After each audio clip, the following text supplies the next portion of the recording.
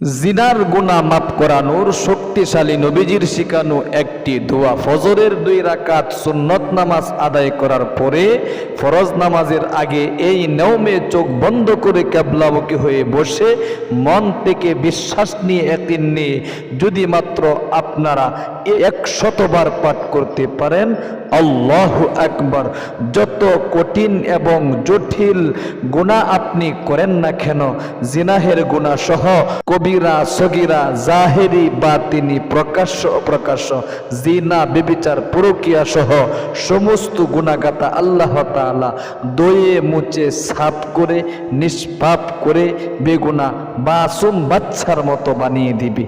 আল্লাহু আকবার। দোয়াটি অতি সহজে ইনশাআল্লাহ শিখিয়ে দিচ্ছি। বিশ্বনবী বলেছেন, ওনার একজন স্ত্রী আম্মাজান হযরত আয়েশা সিদ্দিকা রাদিয়াল্লাহু তাআলা আনহা, তিনি নবীজিকে প্রশ্ন করেছিলেন, ওগো নবীজি, কঠিন এবং জটিল গুনাহ যদি হয়ে যায় তাহলে কি এগুলো মাফ করানোর কোনো দোয়া দুরূদ আছে? আমাকে শেখায় দেন না। বিশ্বনবী মুহাম্মদ আরবি সাল্লাল্লাহু আলাইহি ওয়াসাল্লাম আম্মাজান হযরত আয়েশা সিদ্দিকা রাদিয়াল্লাহু তাআলা আনহাকে এই ছোট্ট দোয়াটি শেখায় দিলেন। আল্লাহু আকবার। আম্মাজান হযরত আয়েশা সিদ্দিকা রাদিয়াল্লাহু তাআলা আনহা যে দোয়াটা নবীজির কাছ থেকে শিক্ষা গ্রহণ করলেন, সুতরাং অবশ্যই কিন্তু এই দোয়ার মধ্যে বরকত রয়েছে, আল্লাহর রহমত রয়েছে। শুধু গুনাহ মাফ হবে তা নয়, অভাব অনটন পরিবার সংসার থেকে দূরীভূত হবে, দুঃখ কষ্ট পরিবার সংসারে আর থাকবে না। যারা হতাশায় পড়ে আছেন, ঋণগ্রস্ততার মধ্যে আছেন, ইনকাম করছেন মাগার ইনকামের মধ্যে বরকত পাচ্ছেন না, দিন দিন গরিব হয়ে যাচ্ছেন, ফকির হয়ে যাচ্ছেন, দরিদ্রতা গ্রাস করে নিচ্ছে, অবশ্যই বিশ্বনবীর শেখানো আম্মাজান হযরত আয়েশা সিদ্দিকা রাদিয়াল্লাহু তাআলা আনহার এই দোয়াটির মাধ্যমে আপনি সব সমস্যার সমাধান করতে পারবেন। তাহলে আসুন আমরা ইনশাআল্লাহ দোয়াটা নিয়ম কানুনটা শিখে নেই। নিয়ম কানুন তো আমাদের জানাই, আজান হওয়ার সাথে সাথে আপনার 5 থেকে 10 মিনিট সময় হাতে রাখতে হবে আমলটা করার জন্যে। আগে ভাগে উজু করে আপনি ঘুম থেকে উঠে উজু করবেন সুন্নত তরিকায়। ওযুর শুরুতে একবার বলবেন বিসমিল্লাহির রহমানির রহিম। ওযুর শেষে আকাশের দিকে তাকিয়ে কালিমায়ে শাহাদাতটা একবার এরকম পাঠ করে নেবেন, আশহাদু আল্লা ইলাহা ইল্লাল্লাহু ওয়াহদাহু লা শারীকা লাহু ওয়া আশহাদু আন্না মুহাম্মাদান আবদুহু ওয়া রাসূলুহু। একবার এই কালিমায়ে শাহাদাতটা আপনি পাঠ করে এরপরে নবী করিম সাল্লাল্লাহু আলাইহি ওয়াসাল্লামের শিখানো তরিকা অনুযায়ী ফজরের 2 রাকাত সুন্নত নামাজ ঘরে অথবা মসজিদে আদায় করে বসে কিবলামুখী হয়ে চোখ বন্ধ করে মনে মনে বলবেন, ওগো আল্লাহ, এমন কঠিন এবং জটিল গুনাহ আমার দ্বারা হয়েছে, যে সমস্ত গুনাহগুলোর দিকে তাকালে জাহান্নাম ছাড়া আর কিছু দেখি না। গুনার দিকে না তাকাইয়া তোমার রহমতের দিকে তাকাইয়া গো, তুমি আমার জীবনের যৌবনের সমস্ত গুনাহগুলো এই দোয়ার উসিলায় দয়ে মুছে সাফ করে নিষ্পাপ বেগুনাহ বাচ্চার মতো বানিয়ে দাও। শুধু তাই নয়, অভাবে পড়ে আছি গো, দুঃখ কষ্টে আছি, হতাশায় পড়ে আছি। আপনার যে মনের নেক মাকসাদগুলো আছে বলবেন, একটা একটা করে জাগাতে হবে। জাগিয়ে আপনি 1 নম্বরে নামাজের যে দুরূদ শরীফটা রয়েছে, এই দুরূদ শরীফটা একবার পাঠ করবেন। সহিহ শুদ্ধ উচ্চারণটা শিখিয়ে দিচ্ছি। আপনি এখান থেকে সহিহ শুদ্ধ উচ্চারণটা শিখতে পারলে নামাজের মধ্যেও সহিহ শুদ্ধ উচ্চারণে পাঠ করতে পারবেন। এজন্য কষ্ট করে হলেও হাতে পায়ে ধরে বলবো, ভিডিওটা দেখুন এবং আপনি সহিহ শুদ্ধ উচ্চারণটা শিখুন। আল্লাহুম্মা সাল্লি আলা মুহাম্মাদিন ওয়া আলা আলি মুহাম্মাদ কামা সাল্লাইতা বলেন আলা ইব্রাহিম ওয়া আলা আলি ইব্রাহিম ইন্নাকা হামিদুম মাজিদ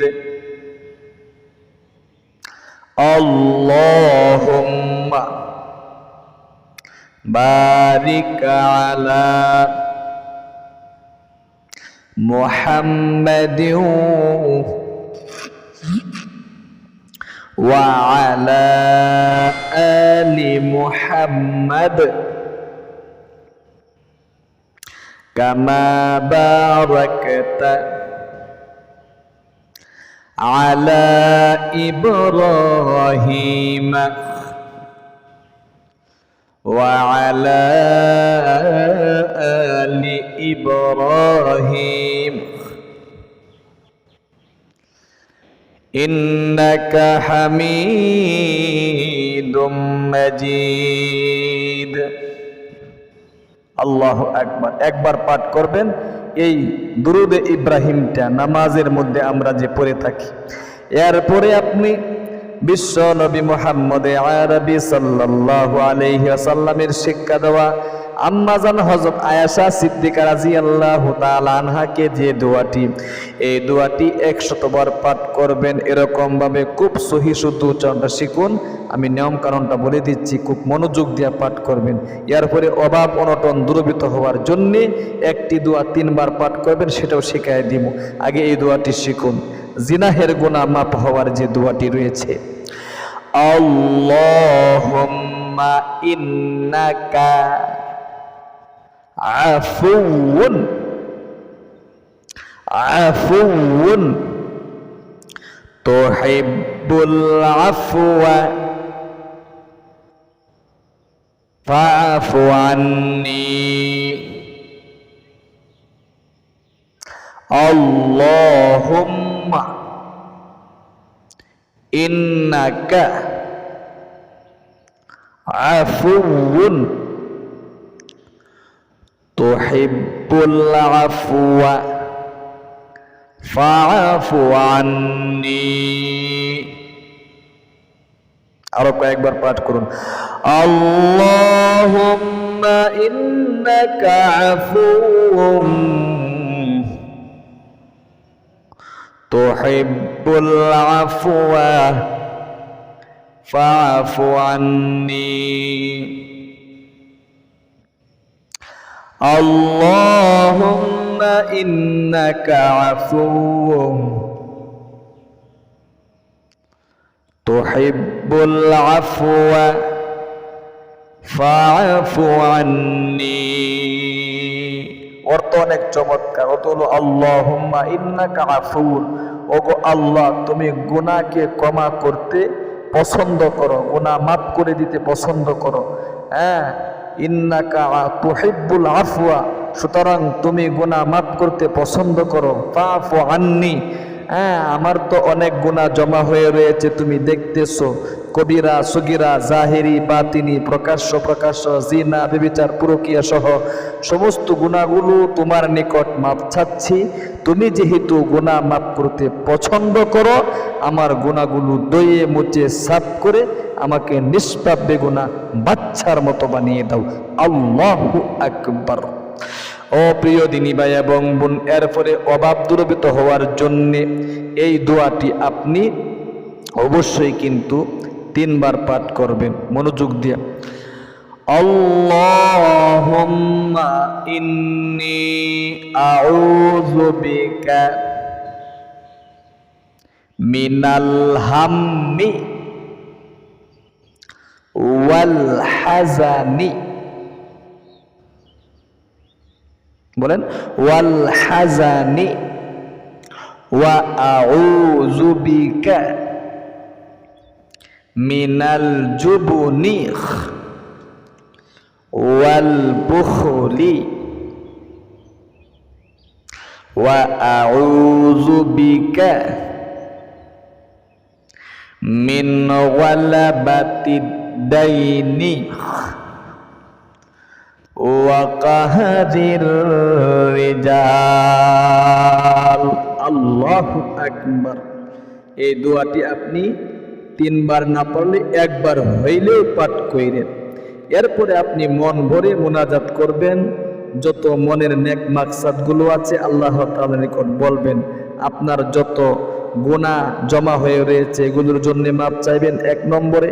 2 নম্বরে অভাব অনটনের কথা বলবেন, ব্যবসায় উন্নতি হচ্ছে না বলবেন, চাকরি হচ্ছে না বলতে হবে, প্রমোশন হচ্ছে না, উপযুক্ত পাত্রে কন্যা সন্তানের বিয়ের ব্যবস্থা হচ্ছে না বলতে হবে। একটা একটা করে মনের সমস্ত নেক মাকসাদগুলো আপনি আল্লাহ তাআলার নিকট ব্যক্ত করবেন। তাহলে প্রিয় দিনী ভাই এবং বোন, আজ এ পর্যন্তই। নিজেও আমলটা করুন, আরেকজন ভাই বোনকে আমলটা করার জন্য অবশ্যই শেয়ার করে সুযোগ করে দিবেন। ভালো থাকুন, সুস্থ থাকুন, আমাদের ইসলামিক চ্যানেলে যুক্ত থাকুন। আসসালামু আলাইকুম ওয়া রাহমাতুল্লাহি ওয়া বারাকাতুহু।